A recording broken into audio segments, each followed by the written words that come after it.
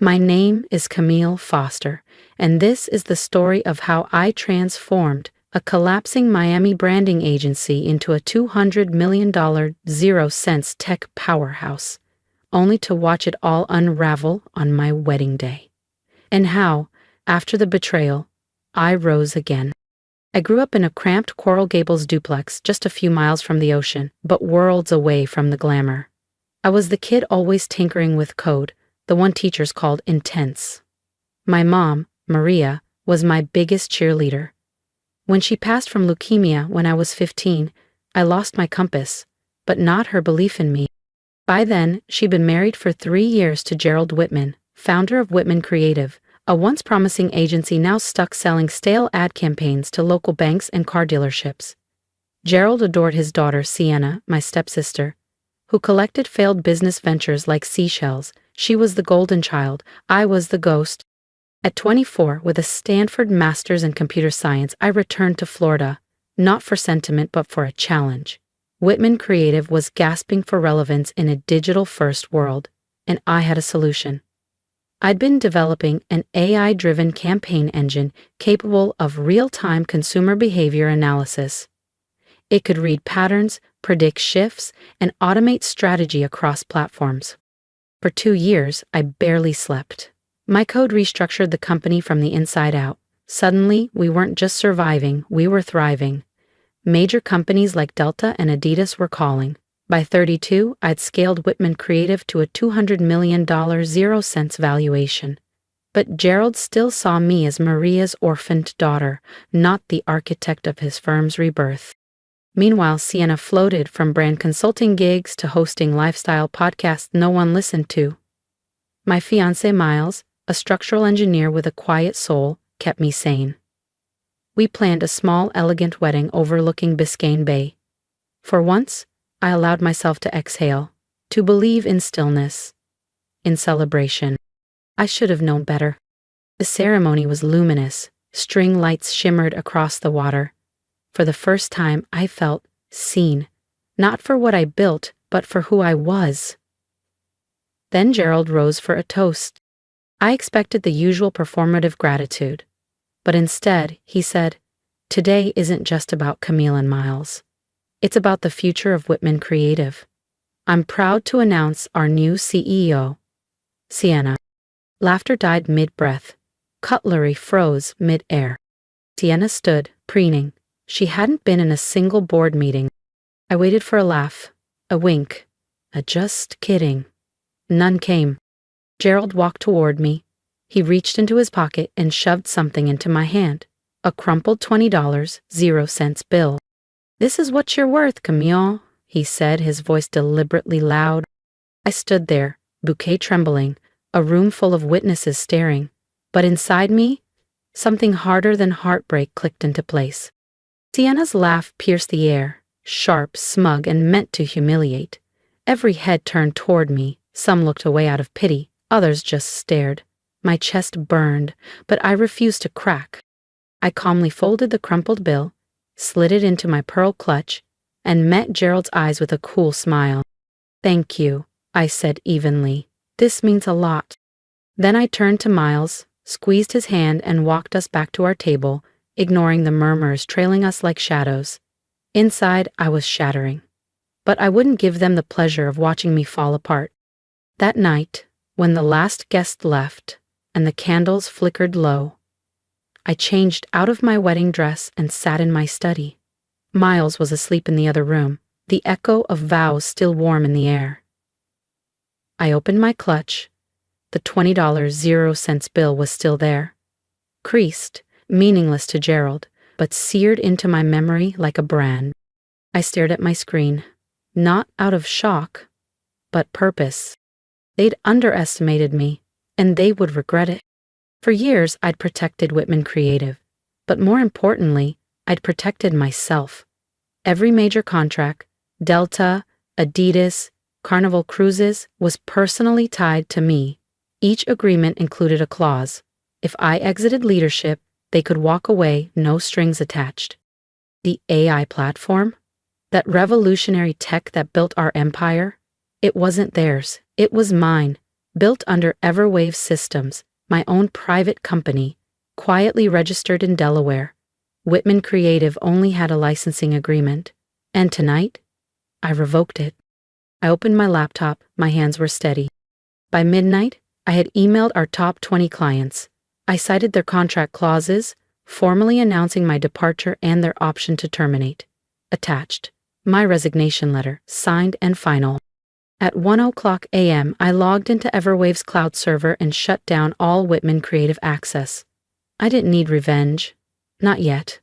This was about justice and freedom. By 3:00 a.m., the replies began pouring in. 17 of the 20 responded by dawn. They were leaving.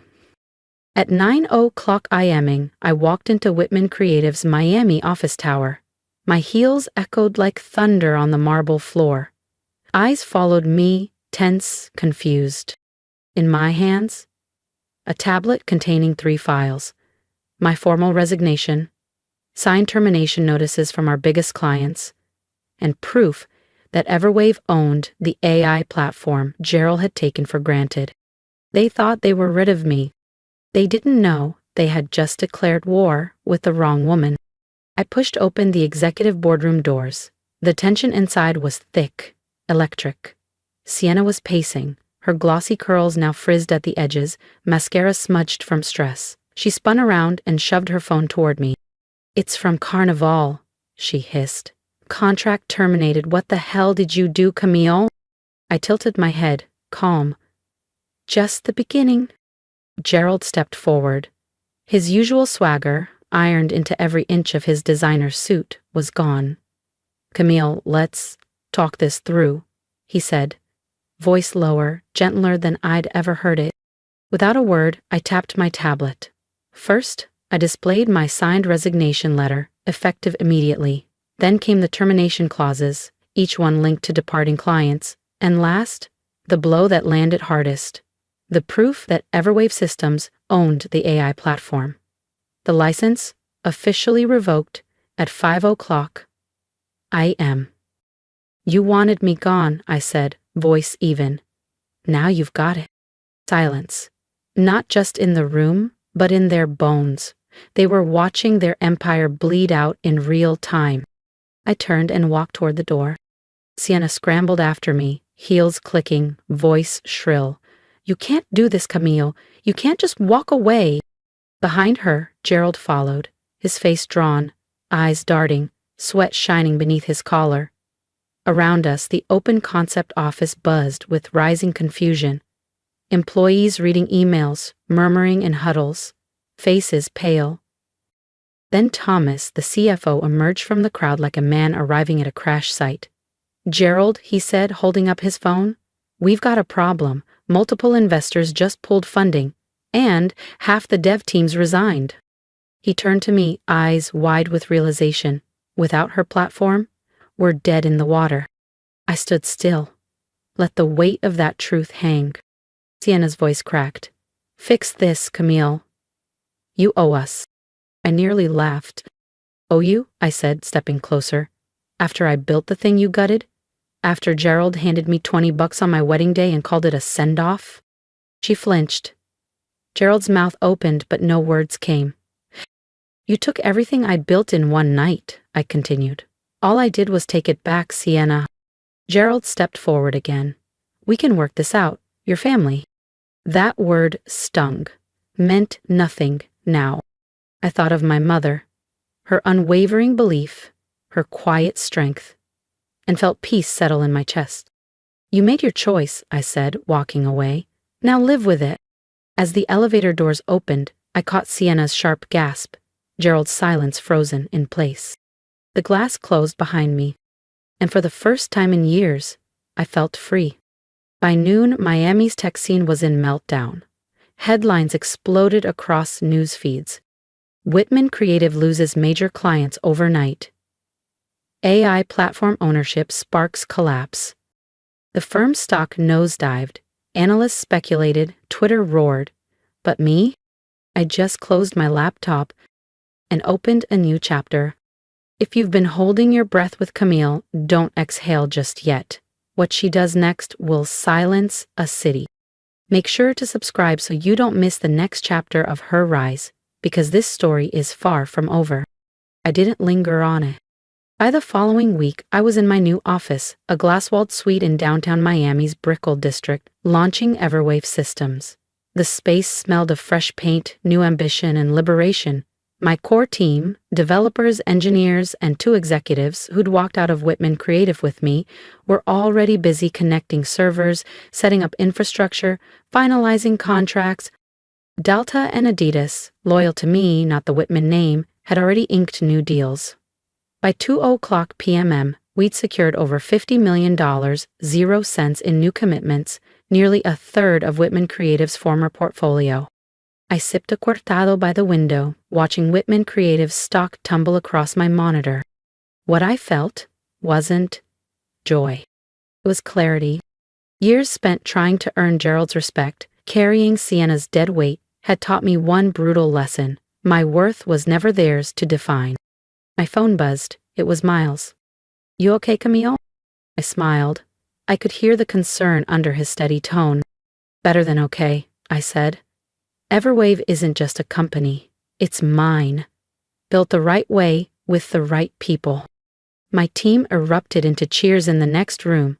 Our first press release had just gone live. I glanced at the small glass frame on my desk, where I'd pressed that same $20, 0 cents bill, beneath a quote from my mother. "They don't have to see your worth. Just don't forget it." Whitman Creative was in free fall. I was building, and the industry was starting to notice. 2 days later, a text came from Sienna. "Camille, please. Meet me. One conversation, please." I stared at it for a long time. Her sudden humility was almost surreal after years of smug condescension. Still, I agreed. Not out of pity, but curiosity. We met at a quiet cafe in Coconut Grove, far from tech towers or industry whispers. Sienna looked different. No designer labels, just jeans, a plain sweater, and under-eye circles that no concealer could cover. I took my seat opposite her, stirring honey into my tea. "I didn't know," she said softly, voice brittle. "About the contracts, the software, any of it. Dad thought you'd never leave." I didn't speak. I just listened. "Whitman Creative's collapsing," she said.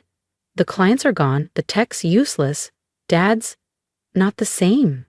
She leaned forward. "We need you back." Her plea brought back flashes.